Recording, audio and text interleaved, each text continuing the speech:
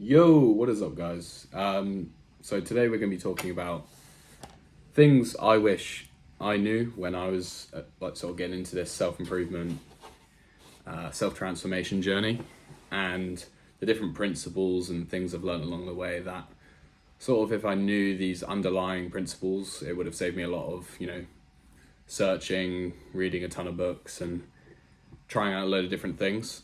And yeah, I hope this accelerates your or simplifies your journey and your path of self improvement, self transformation, and yeah, seeking to be better, how to live better, all of that encompassing stuff. And we're gonna get into it, okay? So, first one is I'm gonna use like more broadly understood terms. So this shouldn't be too complicated, and I'm gonna just carefully explain each of these six principles. So the first one is emotional self-regulation. And this doesn't mean like suppressing feelings and like expressing feelings. This is more like the genuine like allowing processing of different things that you're feeling. This might sound quite like overly autistic in terms of like learning how to feel feelings, but it is it is a genuine sort of thing that most people aren't taught, and most people sort of fall into these patterns when they're very young of like, oh, I don't want to feel that, that's uncomfortable, I'm just gonna either push it aside, so they resist the feeling, and then it ends up being some sort of like thing that you keep pushing down, and then very occasionally you'll like burst out, and it will come out in some like elaborate thing, and then you'll sort of end up repressing it and using all this energy to repress certain things or suppress certain things. And I mean, when I did this, mine was a very like sort of big bang, sort of like suppressing anything that wasn't like positive, and positive is like a label that you end up assigning to different feelings or emotions. So you'll perceive certain things as negative, and you'll just choose to avoid anything that makes you feel these things, when really it's actually you should be getting rid of the thing that is generating that suffering, which comes in like processing that and undoing that. So learning that principle, I think I first came across it in something like stoicism, like where you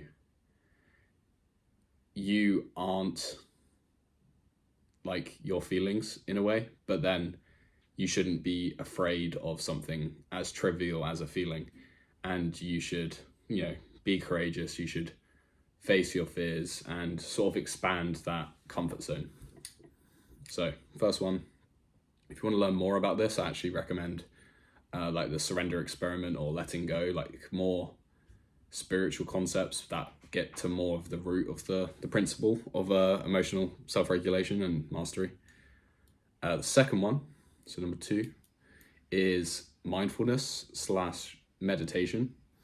And everyone thinks like they have these preconceptions or ideas about what these two things are, but very simply, like meditation is learning how to be and how to be still.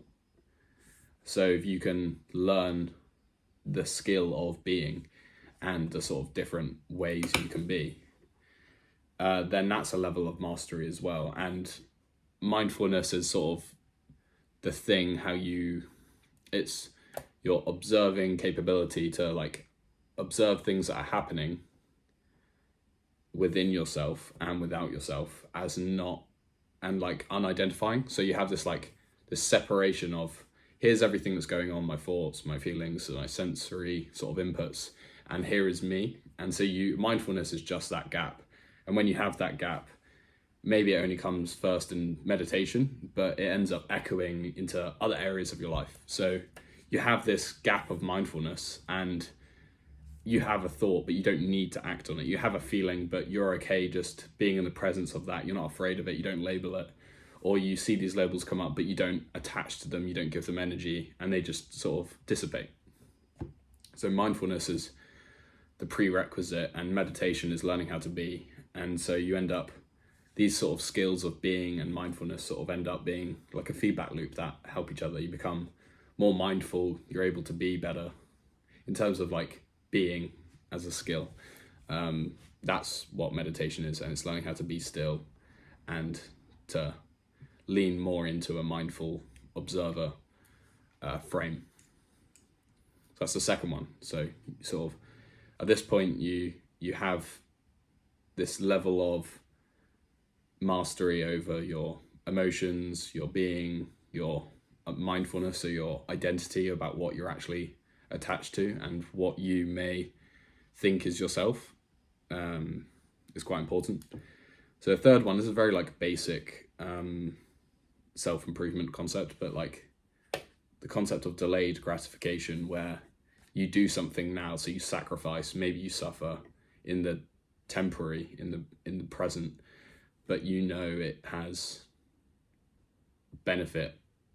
It sort of compounds over time. So you, like I first noticed this pattern in the gym. So you end up putting in hard graft now and maybe for 3 months, and then maybe you see those results in 4 months, 5 months, and they sort of carry on. You never really lose a certain like amount of physical mastery past a certain point. You have like so much momentum and compounding of like training for a decade or something that you can maintain that. And that pattern, that delayed gratification model, literally applies to every aspect. So all of the things we've talked about, if you are able to sit in like the discomfort of meditation or practice mindfulness, which all, I don't want to say painful, but they're all like challenging things at first, and they get less challenging over time because you're investing in this ability to do it.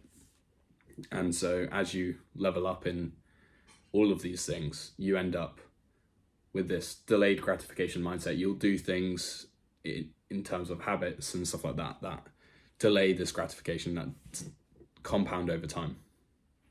So that's a really important principle to sort of ingrain and understand, and it sort of makes discipline as like an obvious thing. Fourth one, so 4 out of 6, is identifying victimhood. And so this is obviously something maybe came across when I was like 16 or so, but this idea of victimhood and like growth mindset. So if you're a victim, you end up blaming everything around you, or so whenever you're complaining or blaming something else that isn't you, you're not taking responsibility.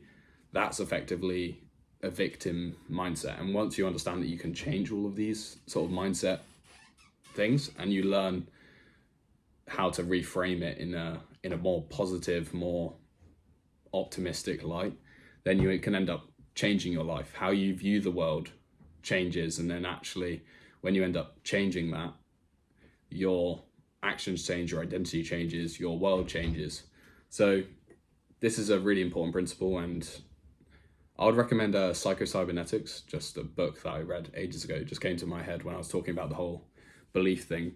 But it's almost, if you believe something, it becomes true, and if you can modify your beliefs, you effectively change your life. So that's very important sort of basic principle, that if you can reframe, Stoicism obviously talks a lot about this. So if you can view a situation, view the silver lining, and sort of change your outlook on a situation where it's not like traumatic anymore, it's not emotionally charged anymore, you've effectively taken the power out of maybe that thing that is traumatizing you, and you then make it wisdom. So it's the transformation of something that is like a belief or an energy or a memory, and changing it into something that serves you rather than hinders you or limits you. Very important principle. The fifth one is, I've put like intention / being. So sort of how you decide to go into a situation. And this concept of an intention can be quite hard for people to land their finger on. But once you grasp the idea that like choosing how you're going to show up no matter what, ends up creating a lot of the outcome of the situation, and having that sort of level of trust in what's going to happen in your life, and maybe prioritizing how you're showing up more than your like performance or your activities or your tasks completed. So say you have like a to-do list of 10, but you decide to show up today and do your best, and you then only complete one of your tasks. Like, do you choose to be unhappy, or do you prioritize like, well, I really gave it my all today, even though it didn't pan out the way I wanted? So you're prioritizing this level of like your intention rather than necessarily your results or your doing. And the sixth and final one, so I don't really have a clear way to frame this, but it's this idea of viewing everyone as, or anything as possible. So you can sort of look at any person and understand that if you put in the same effort as them, or if you perhaps were subject to their circumstance, so this can be in a positive or negative light, but it's a level of like compassion for everyone, and a level of you believing anything is possible in terms of, if you went through that person's life, maybe you would have made the same decisions as them. And maybe if you led that person's life, maybe you would be able to perform the same way they could. And so you never have this like idea of specialness. No one is any more or less special than anyone else. And it's quite a hard thing to grasp, and lots of like what you're told is like opposite to that. So there's a lot of like unprogramming, unlearning for that sort of belief to sort of really cement itself into everything you do.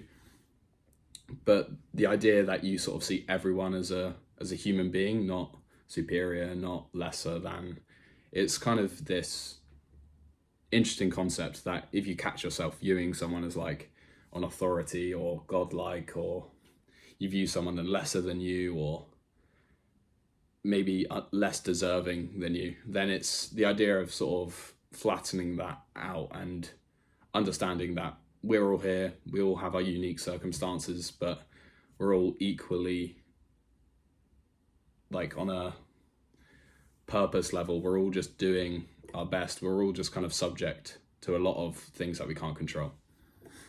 And that's the sixth principle, which ends up bringing a lot of benefit in your self-transformation journey. So thanks for listening. Hope you enjoyed. You can try and put into practice maybe one or two of those principles this week. I think that would greatly benefit you. Maybe you learned some new principles, or I talked about different philosophies that you maybe haven't come across before. Recommend you deep dive into those. Any questions, just comment below. Sweet. Thanks for showing up. Catch you next time.